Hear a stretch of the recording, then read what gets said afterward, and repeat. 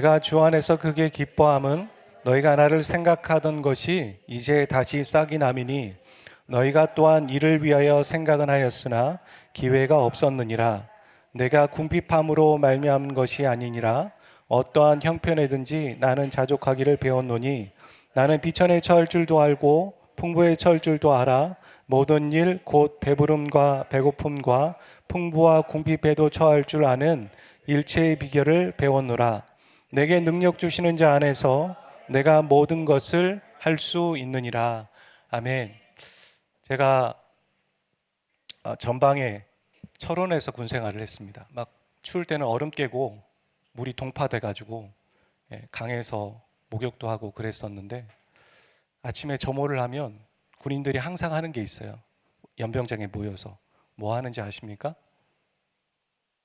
구보하기 전에 전방의 함성 5초간 발사 와 이렇게 합니다. 목이 터져라. 그렇게 하고선 구보하고 뭐 복무신조 외우고 애국가 부르고 뭐 이렇게 하고선 하루를 시작합니다. 그 한 번 외치는 것이 별거 아닌 것 같은데, 사람들이 군가라는 게 있지 않습니까? 군인들이 나가기 전에, 총 쏘고 나가기 전에 왜 그 지휘관이 막 그 거의 뭐 미칠 정도로 제정신으로 이렇게 총 쏘러 나갈 수 없거든요. 그러니까 용기를 돋굴 수 있는 어떤 말을 하고 군가 부르고선 전방에 나가서 총 쏘고 전쟁에 참여하는 것이거든요. 그러니까 외친다라는 거, 함성을 지른다는 건 되게 의미가 있는 것 같습니다. 왜 이런 얘기를 들으냐면, 그러니까 저는 대전 사람이지만 대전이 참 좋거든요. 근데 대전 사람이지만 또 나쁜 게 있는 것 같아요. 뜨뜻미지근해요. 제 성격도 좀 그렇고, 어디 가서 이렇게 막 이렇게 외치고 적극적이고 그런 사람들 보면은 속으로는 부러운데 내가 잘 안 되는데 이런 생각들 좀 합니다. 우리가 같이 이 아멘 훈련은 꼭 했으면 좋겠어요. 아멘. 아멘. 예. 어떤 여러분의 마음 가운데 그거 맞습니다 하나님, 그러면 아멘 그렇게 하시는 거예요. 그냥 끄덕. 집에 가서 냉장고 문 열고 아멘 그러지 마시고 아멘 아멘. 그 외침, 그 훈련 계속 했으면 좋겠고요. 그렇게 하시길 바랍니다. 열왕기서를 우리가 매일 성경에서 새벽 말씀에서 보았는데, 세 명의 사람을 먼저 소개해 보고 싶어요. 예후, 여호아스, 히스기야. 이 세 사람의 공통점은 하나님의 은혜를 입은 사람입니다. 하나님의 은혜를 입었어요. 예후는 이 아합의 가문을 끊어버리는 하나님의 은혜를 입었고 왕이 되었어요. 근데 예후가 하나님의 은혜를 입고, 이 사람은 어떤 사람이냐면 하나님을 이용하는 사람이에요. 아까도 왜 찬양 가사 가운데 있잖아요. 우리가 복음을 이용하는 사람이다 이렇게 얘기하는데, 하나님의 능력을 힘입고 하나님의 은혜를 입었는데 자기의 이름, 자기의 왕권을 세우기 위해서 하나님을 이용하는 사람이 예후입니다. 예후 같은 사람이 오늘날 있어요. 하나님의 은혜를 입었지만, 어떤 능력을 입고 힘을 입었지만, 그리고 어떤 부를 얻었지만 그것을 자기의 이름을 세우는 일에 사용하는 목회자들, 사람들 있습니다. 여호아스는 어떤 사람인가? 예후의 아들이 있거든요. 근데 아람 군대가 쳐들어오니까 여호아스가 기도합니다. 근데 그 전부터 기도하는 사람은 아니었어요. 여로보암의 길을 가는 사람이었다라는 거예요. 아버지처럼. 악한 길을 가긴 했었지만 이 북이스라엘의 왕들도 신앙교육이라는 걸 어느 정도 배웠거든요. 하나님을 알긴 해요. 하나님을 떠난 적은 없는 거죠. 그러니까 기도했다는 거예요. 그랬더니 하나님이 여호아스의 기도를 들어주셨더라. 무슨 말이냐면, 악한 길로 가던 사람도 아이고 이거 아니군요 하고선 두렵거나 어려워서 기도하면 하나님은 들어주신다는 거예요. 근데 여호아스가 그 은혜를 입고선 다시 여로보암의 길로 갔더라. 그러니까 빽한 거예요. 빽하는 신앙. 자, 예후는 하나님을 이용하는 사람, 여호아스는 다시 은혜를 입었지만 과거로 돌아가는 사람, 그러니까 애굽으로 돌아가는 사람, 예전으로 돌아가는 사람이 여호아스예요. 오늘 저와 여러분 가운데 어떤 사람입니까? 여러분 예호 같은 신앙을 갖고 있나요? 아니면 여호와스처럼 은혜를 입었지만 그래 나가야 되는데 뒤로 돌아가는 사람입니까? 자, 히스기야는 하나님의 은혜를 입고선 하나님 앞에 반응하는데 어떻게 하냐면 하나님을 의지했더라. 하나님 하고선 계속 의지하며 살아갔더라. 하나님 의지하는 사람 하면은 전무후무한 사람이죠. 히스기야가. 이전에도 없었고 앞으로도 없었고 의지하는 사람 하면 히스기야. 하나님 때문에 든든하고 하나님만으로 만족하고 하나님 하면은 무조건 평안하고 그런 사람이 히스기야였더라. 오늘 저와 여러분이 히스기야와 같은 신앙을 가지시기를 주의 이름으로 축복합니다. 아멘. 벌써 놓치셨네요. 축복합니다. 아멘. 그런 사람 되시기를 바랍니다. 예수님께서 십자가에 달려 돌아가실 때 그 겟세마네 동산에서 그러셨잖아요. 이 잔을 나에게서 옮겨 주십시오. 예수님은 무엇이 두려우셨을까요? 무엇이 그렇게 공포스럽고 힘들고 그 잔을 지지 않았으면 좋겠다라고 얘기하셨을까요? 죽는 거였을까요?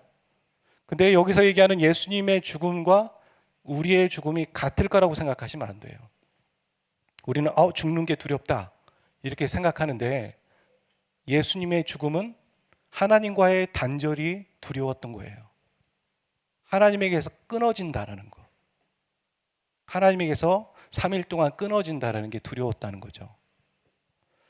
예수님이 공생의 기간에 그러셨지 않습니까? 많은 사람들 치유하시고 많은 사람들 오니까 같이 강론하시고 밤 늦게까지 그렇게 많은 사람들을 챙기시다가 피곤해서 잤는데 성경은 뭐라고 하냐면 오히려 새벽 미명에 아침에 새벽 기도했다. 하나님과 기도했다라는 거예요. 조용히 한적한 곳에 가서 하나님과 영적인 교제를 했다. 그러니까 하나님과의 부족한 시간을 메꾸는 일에 새벽을 사용하신 거예요.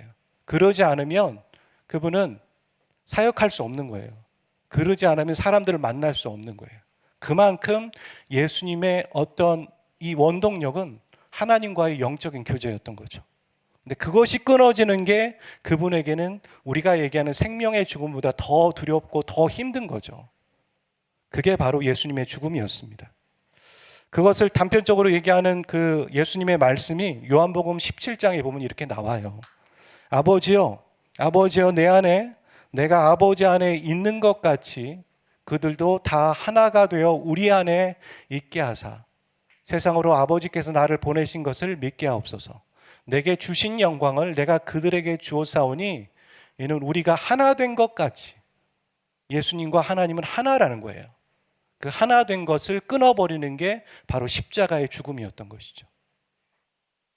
그런데 예수님을 믿으면 우리 안에 성령이 오시지 않습니까? 그 예수 믿는 자에게 하나님은 성령을 보내주시거든요.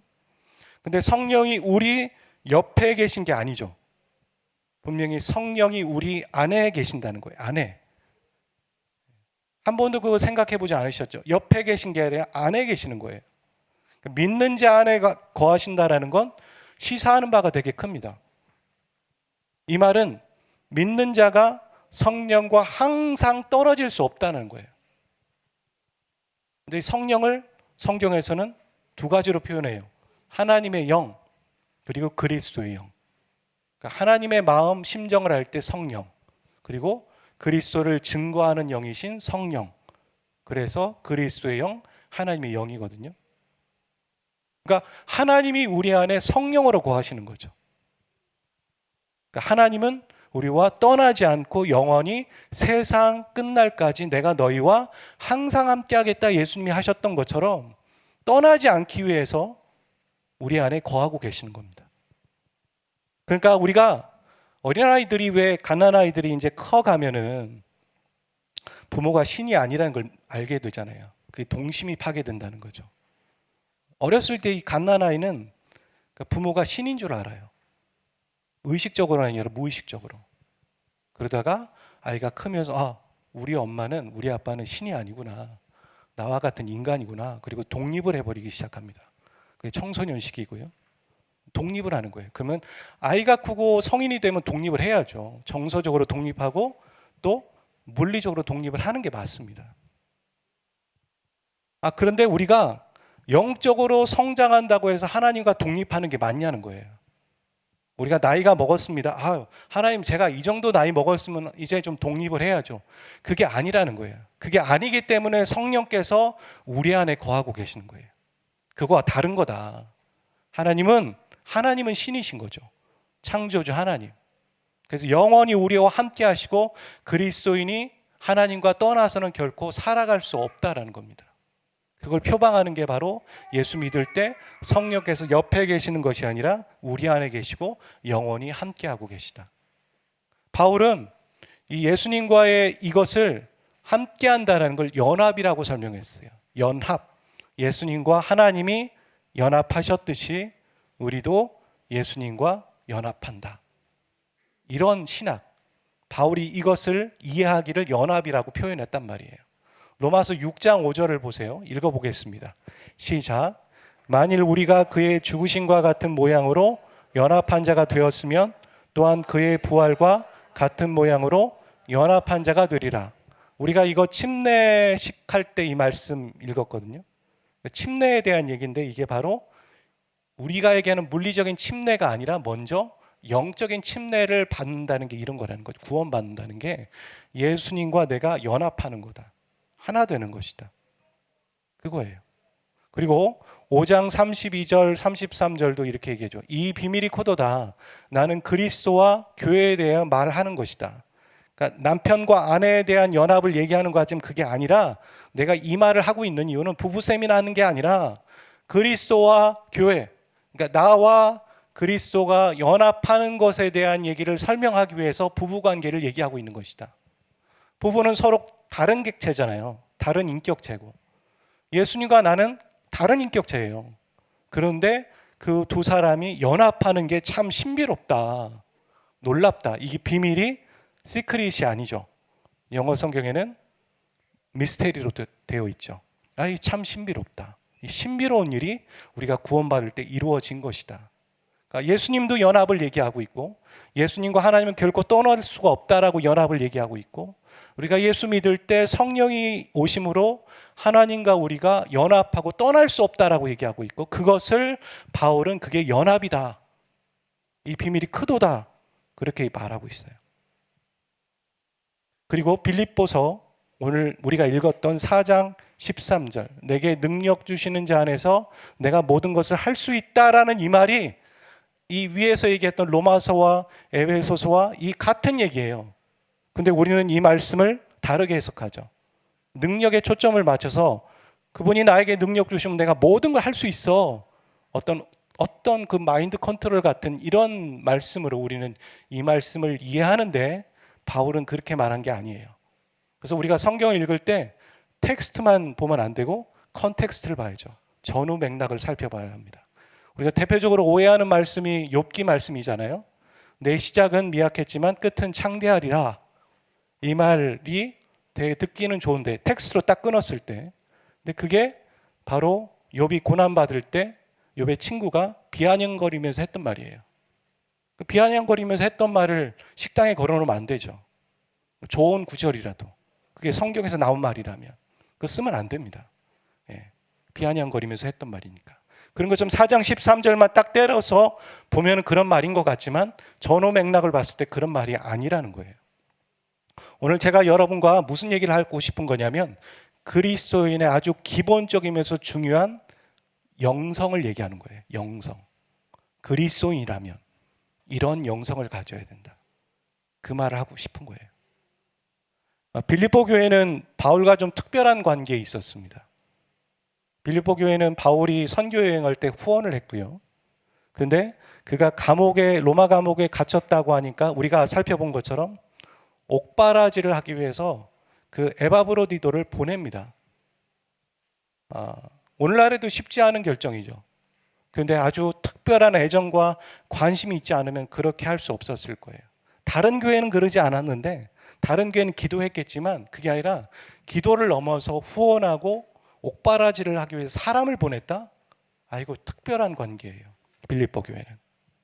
그러니까 이렇게 했다라는 건 그 교회가 바울을 위해서 재정을 사용했다는 거죠. 에바브로디도 배편도 준비해 줘야 되고 뭐 식비도 보내줘야 되고 또 거기 가서 옥바라지 하기 위한 비용도 써야 되고 여러 가지의 비용을 빌립보 교회는 바울에게 사용했다는 거예요. 그래서 고마워서 땡큐 편지를 쓴 겁니다. 그게 빌립보서이죠. 잘 받았다. 에바브로디도 잘 왔다. 이런 얘기를 나 건강하게 잘 있다. 이렇게 쓴 게 빌립보서입니다. 근데 그 내용 안에 자연스럽게 무엇이 담겨져 있냐면 본인이 하나님에게 배운 이 물질관과 또 그리스도인의 기본 영성이 담겨져 있는 거예요. 그 말이 오늘 본문입니다. 그리스도인은 어떤 물질관을 갖고 있어야 되는가? 그리고 그리스도인의 기본적인 영성은 무엇인가? 그걸 알려주는 게 오늘의 말씀이에요. 이 내용은 아마 이 빌립보 교회 입장에서는 누구에게도 듣지 못했던 아주 중요한 메시지였을 거예요. 다른 교회에게도 얘기하지 않았던 거죠. 근데 빌립보 교회니까 할 수 있었던, 또 그런 헌금을 했기 때문에 할 수 있는 계기가 되었던, 자연스럽게 나왔던 말인 겁니다. 바울은 11절에서 그리스도인의 기본적인 영성은 자족이다. 자족이라고 얘기해요. 그러니까 자족이라는 건 스스로 만족하는 거죠. 스스로 자자를 써서 내가 스스로 만족하는 거. 자신이 넉넉할 때도 있었고, 그리고 배고프고 돈이 없어서 아주 궁핍할 때도 있었고, 그런데 이럴 때든 저럴 때든 나는 마음의 동요가 없었고 자족하는 법을 내가 배웠다. 이렇게 말합니다. 다시 한번 말하지만 그리스도인의 기본 영성, 아주 중요한 영성을 지금 얘기하고 있는 겁니다. 그러니까 그리스도인이라면 저와 여러분 다 자족해야 합니다. 그런데 바울이 여기서 사용하는 이 자족이라는 말은 바울이 먼저 사용한 게 아니에요. 그 전에 어디서 먼저 나왔냐면 스토아 철학에서 나왔던 말이에요. 그러니까 그걸 가지고 온 거예요. 그걸 가져와서 자족해라 이렇게 했죠. 그러니까 그들도 알았을 거고 바울도 알고 쓴 거예요. 그렇다면 우리는 이거 여기서 뭘 생각해 봐야 되냐면 두 가지를 생각해 봐야 되거든요. 스토아 철학에서 얘기하는 자족이란 무엇인가? 자족하려면 어떻게 해야 되나? 거기서 뭐라고 얘기하나? 그걸 살펴봐야 되고, 바울이 이 스토아 철학에서 얘기하는 자족과 바울이 얘기하는 철학이 같은 것인가? 아니면 다른 것인가? 그걸 한번 생각해 봐야죠. 자, 먼저 스토아 철학에서는요, 인간의 최고의 경지가 바로 자족이라고 얘기했다는 거예요. 근데 이 자족을 하기 위해, 자기 만족을 위해서 해야 할 게 있다. 스토아 철학에서 얘기하는 거예요. 너의 욕심을 내려놔라. 너의 욕망을 내려놔라. 그러면 네 안에서 자족을 이룰 수 있다. 이렇게 얘기하죠. 그러니까 외부의 어떤 영향의 문제가 아니라는 거예요. 내가 외부의 어떤 것 때문에 내가 지금 이렇게 불만족하는 게 아니라 네 안의 문제야. 그리고 네 안에 있는 욕심을 내려놔. 너의 힘과 의지로 할 수 있거든. 그걸 내려놔. 그러면 너는 자족에 이를 수 있다. 그게 인간의 최고의 경지다. 되게 괜찮은 말 아니에요? 나쁜 말 아니거든요. 되게 괜찮은 말이라고 저는 생각합니다. 지금 지구상에서 만들어지는 어떤 음식과 또 재배되는 것, 수확되는 모든 음식들을 총량을 이렇게 모아놓으면은 이 지구에 있는 모든 사람이 먹고도 남을 정도라는 거예요. 그런데 지금 현실은 어떻습니까? 어느 지역에 가면은 먹을 것이 없어서 굶어 죽고요. 어디에 가면은 너무 많아서 음식이 썩고 버리는 게 많죠. 왜 이런 현상이 일어날까? 결국 인간의 욕심이에요. 그렇잖아요. 욕심 때문에, 인간의 죄 때문에 이런 일이 일어나게 되는 것입니다. 사람들은 말하기를 이렇게 얘기하죠. 나에게 필요가 있어. 나 이거 필요해가지고 이거 사야 되거든. 살 수밖에 없어. 이렇게 말하는데 그게 정말 필요한 건지 아니면 내 욕심인지는 자기에게 물어봐야 돼요. 나 이거 필요하거든? 나 이거 패드 필요해. 근데 그게 필요인지 욕심인지는 본인만 알아요. 주위 사람은 알 수도 있지만. 남자들에겐 자동차 부심이 그렇지 않습니까? 차 부심. 그런다죠. .6 사러 갔다가 그랜저 사가지고 나온다는 거예요. 여기서 한 500만 원만 더 쓰시면 소나타 사시는데요. 여기서 한 1000만 원 더 쓰시면 그랜저 사시는데 그럴까 해서 점육 타려고 하다 아반떼 살려고 하다가 그랜저 사가지고 나온다 이런 말이 있는 것처럼 우리 안에 그런 욕심이 있죠. 나 이거 필요해. 나 이거 필요하거든. 그런데 정말 필요한 게 아닐 때가 있어요. 여성들도 그렇지 않습니까? 옷이나 뭐 가방이나 목걸이 이런 것들 구입할 때 나 이거 필요하거든 하는데 하나 더 있거든요. 원래 집에 몇 개 있어요. 근데 나 꼭 필요하거든. 이거 없으면 안 돼. 나 죽을 것 같아. 근데 그게 필요가 아니라 욕심이라는 거예요. 그러니까 우리가 가지고 있는 지금 욕심의 그 기준을 조금만 낮춘다고 해도 우리는 좀 더 행복할 거예요. 욕심을 버린다면 행복할 겁니다. 자, 그렇다면 스토아 철학에서 말하는 자족과 바울이 말하는 자족에는 차이가 있는가 없는가? 그걸 좀 살펴보려고 하는데요. 자, 일단 외부의 영향이 아니라 내부의 욕심 때문에 문제다라는 말은 바울이 하고 싶은 말과 같은 말이에요. 성경에서 하는 말이잖아요. 너 밖에 있는 문제가 아니라 네 마음 안에 문제가 있어. 네가 더러운 거는 더러운 말, 그 안에서 더러운 게 있기 때문에, 더러운 마음이 있기 때문에 더러운 입에서 나오는 말인 거야. 이렇게 말하는 게 예수님의 가르침이시잖아요.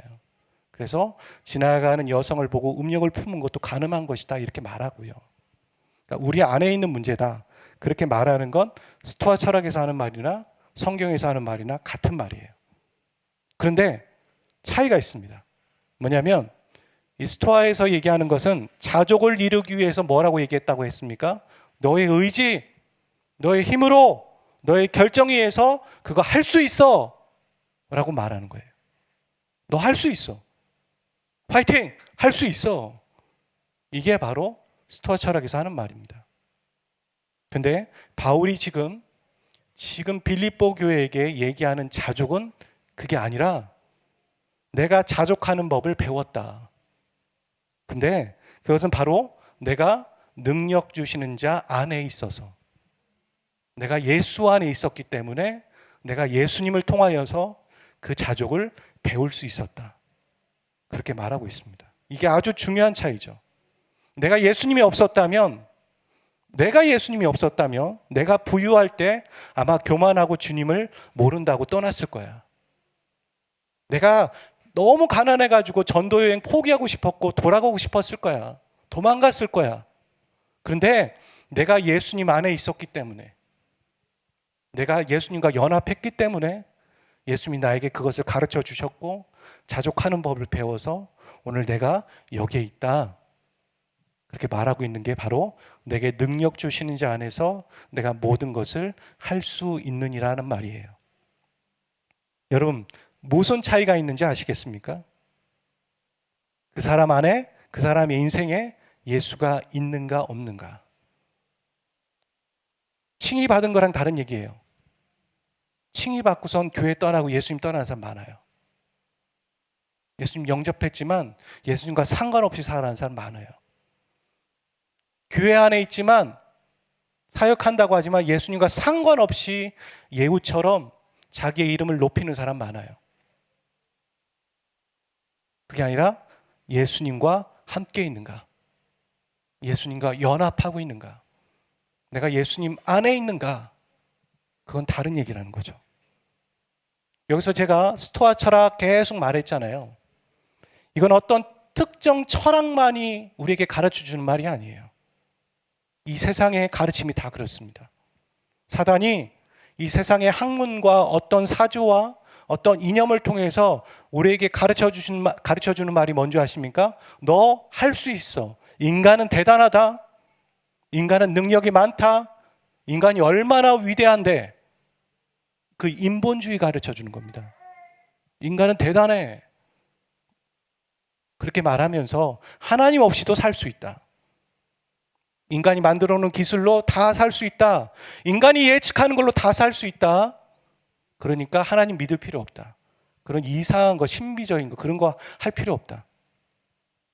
그렇게 말하는 게 바로 사단이 스토아 철학을 통해서 많은 것을 통해서 우리에게 가르쳐 주는 거죠. 근데 바울은 뭐라고 합니까? 예수님이 꼭 필요하다는 거예요. 예수님 없이 나는 한순간도 살아갈 수 없었다. 여러분 물어보고 싶어요. 바울보다 우리가 스펙이 많나요? 큰가요? 바울보다 능력이 우리가 많았나요? 저는 그렇다고 생각하지 않아요. 바울은 대단한 사람이었습니다. 그 대단한 사람이 모든 것을 누려본 사람이 하는 말이에요. 나는 예수님 없이는 한순간도 살 수 없었다. 예수님과 독립할 수 없었다. 떠날 수 없었다. 예수님이 나에게 필요했다. 예수님과 연합함으로 동행함으로 나는 여태까지 여기까지 올 수 있었다 라고 바울은 간증하고 있습니다. 오늘 저와 여러분 어떠십니까? 나는 욕심을 부리지 않고 나의 필요가 있는데 그 필요가 채워지든 아니면 궁핍하든 나는 예수님으로 만족하며 살아갈 수 있으십니까? 그게 바로 그리스도인의 기본의 영성입니다. 그 기본적인 영성. 여호아스가 아람 군대가 쳐들어오니까 엎드리잖아요. 예수님, 하나님 은혜를 주세요. 그 다음에 해야 되는 게 계속 하나님께 붙어 있는 거예요. 하나님 안에 있는 거, 하나님과 동행하는 거. 그러니까 여호아스에서 히스기야로 넘어가야 되는 거죠. 여호아스에서 히스기야로 넘어갈 것인가, 아니면 여호아스에서 예후로 갈 것인가, 아니면 과거로 돌아갈 것인가. 그 우리가 항상 그런 기로에 있는 거죠. 궁핍할 때, 또 부유할 때 우리는 예수님과 연합하고 있는가, 동행하고 있는가. 그러니까 세상은 자기 만족을 가르치는 거예요. 너 만족하면 됐어. 네가 좋으면 된 거야. 하지만 성경은 뭐라고 합니까? 하나님 만족, 하나님 만족하는 인생을 가르치고 있는 겁니다. 하박국 3장 17절 18절은 이렇게 말하죠. 읽어봅시다. 천천히 시작. 비록 무화과 나무가 무성하지 못하며 포도나무에 열매가 없으며 감람나무에 소출이 없으며 밭에 먹을 것이 없으며 우리의 양이 없으며 외양간에 소가 없을지라도 나는 여호와로 말미암아 즐거워하며 나의 구원의 하나님으로 말미암아 기뻐하리로다. 내 안에 카드가 없어도, 내 안에 통장의 잔고가 부족해도, 내 안에 옆에 나에게 따뜻한 말을 할 수 있는 사람이 없어도, 나를 지원해주는 든든한 지원군이 없어도 나는 여호와로 말미암아 즐거워하며 나의 구원의 하나님으로 말미암아 기뻐하겠다. 그게 바로 하박국의 고백이지만 히스기야의 고백이에요. 나는 하나님으로 든든하다. 나는 하나님으로 위로가 된다. 바울이 얘기하는 거예요. 내게 능력 주신 자 안에서 내가 모든 것을 할 수 있었다. 하나님 없이는 절대 할 수 없었다. 우리가 예수 믿을 때 이렇게 생각하는 사람이 있어요. 기도하고 의지하고 고백하고 하나님 도와주세요 그러면 아유 약해 빠졌어. 뭘 그렇게 그런 거 가지고. 그 불신앙이에요. 괜찮아 보이고 되게 나이스해 보이는 것 같지만 그게 바로 스토아 철학이 가르치는 거예요. 너 하나님 없이도 살아갈 수 있다? 뭐 그런 거 가지고 기도하냐. 그거 아니라는 거예요. 거짓을 구분하실 수 있으셔야 돼요. 그거 아니에요. 하나님으로 만족하는 인생.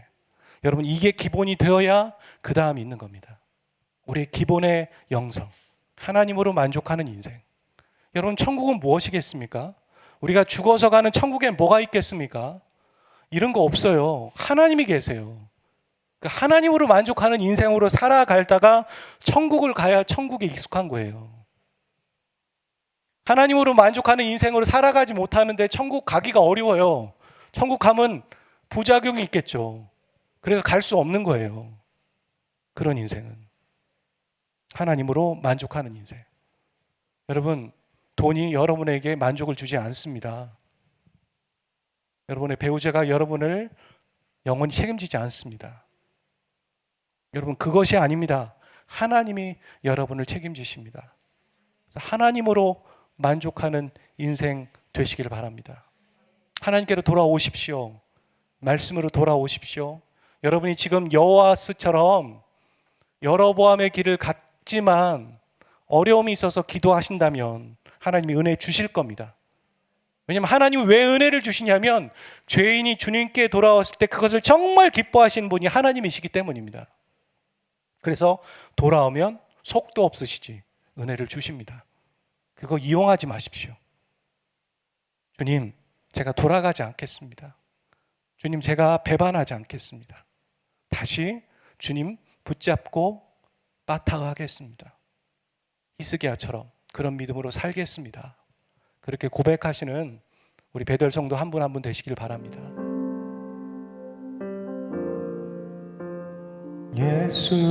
예수님만은 더욱 사랑, 날이 갈수록 더욱 사랑, 고난이 와도 더욱 사랑, 내 삶의 고백 더욱 사랑,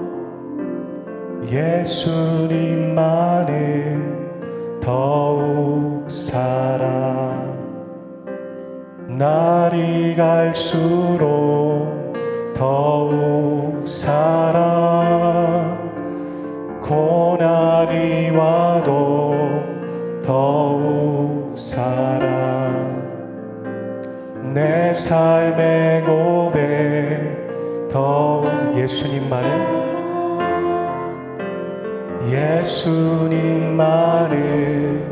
더욱 사랑, 날이 갈수록 더욱 사랑, 고난이 와도 더욱 사랑, 내 삶의 고백 한 번 더 예수님만을 더욱 사랑, 예수님만을 더욱 사랑, 날이 갈수록 더욱 사랑, 고난이 와도 더욱 사랑, 내 삶의 고백 더욱 주님 한 분만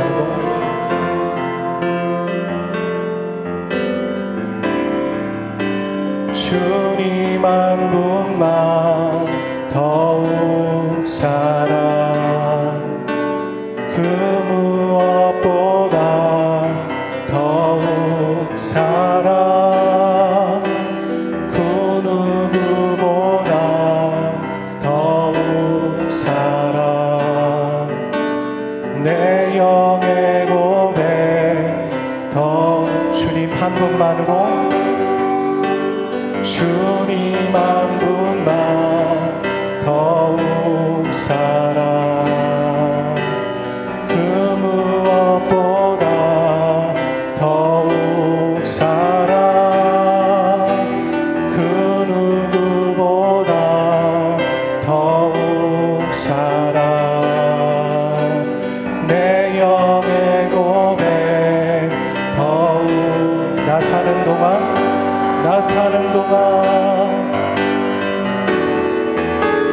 나 사는 동안 더욱 사랑, 숨질 때에도 더욱 사랑,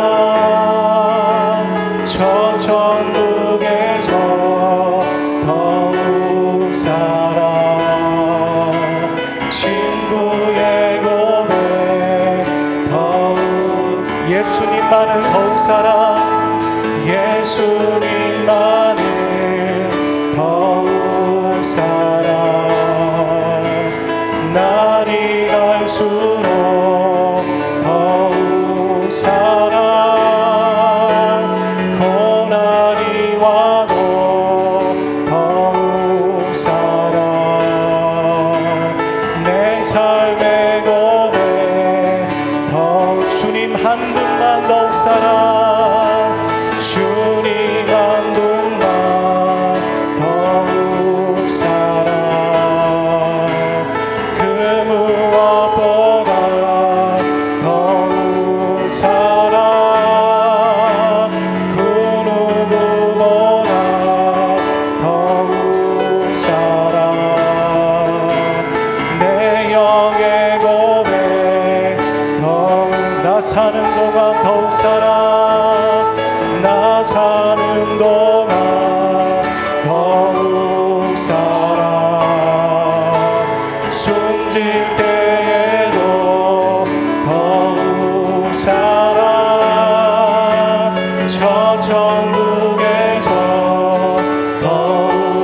사랑 친구의 고백 나 사는 동안 더욱 사랑하겠습니다. 나 사는 동안 더욱 사랑 숨질 때에도 더욱 사랑 저 천국에서 더욱 사랑 친구의 고백 더욱 사랑